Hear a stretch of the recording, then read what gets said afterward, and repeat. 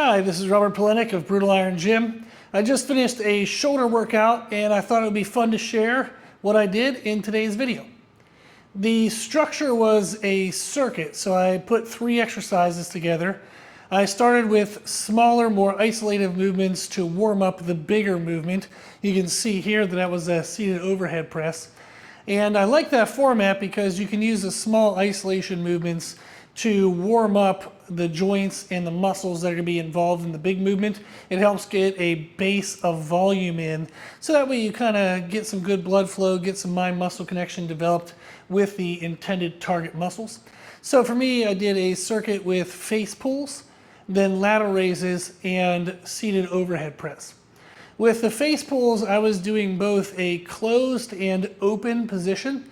So when I was pulling back at first, I would keep my shoulder blades squeezed together. So that's going to contract my rhomboids and middle and lower traps. So then as I'm doing the face pull motion, it's more isolative to the rear delts, the deltoids, the backside of the shoulders. I would take that to failure, somewhere between 10 to 20 reps. And then I would actually allow my mid-back, my scapula, to open and close in 10 more reps. So it was 10 to 20 reps with a closed scapula, squeezing the shoulder blades together, and then 10 extra reps where you let the shoulder blades open up. And that's going to help drive the rear delts further into fatigue because you're then allowing the middle traps and rhomboids to help, but the rear delts are still doing the work even after a fatigued state.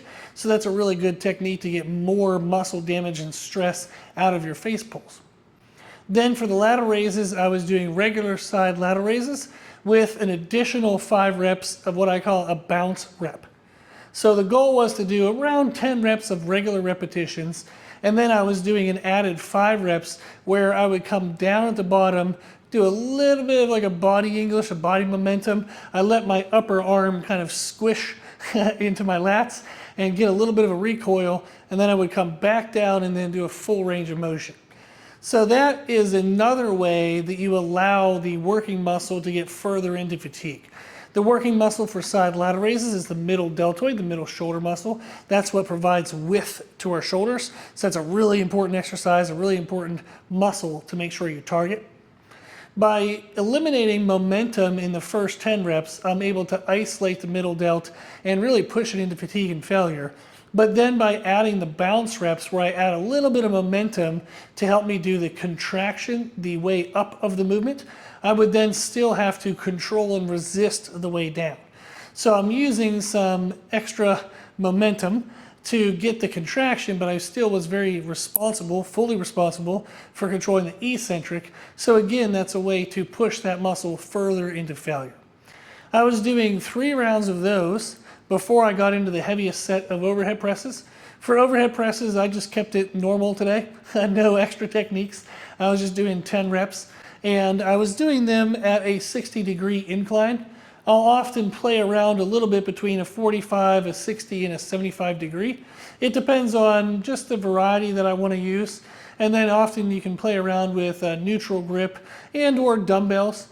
When I'm doing lower repetitions, say 5 to 10 reps, I like to use a barbell. It's easier to get kind of in and out of position.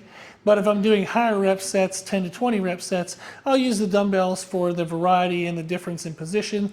And it's just easier though, when you're doing that many reps, you're using lighter weight. So it's easier to get the dumbbells in and out of position. So I did the face pulls and lateral raises before I would do the overhead press in my warm-up sets.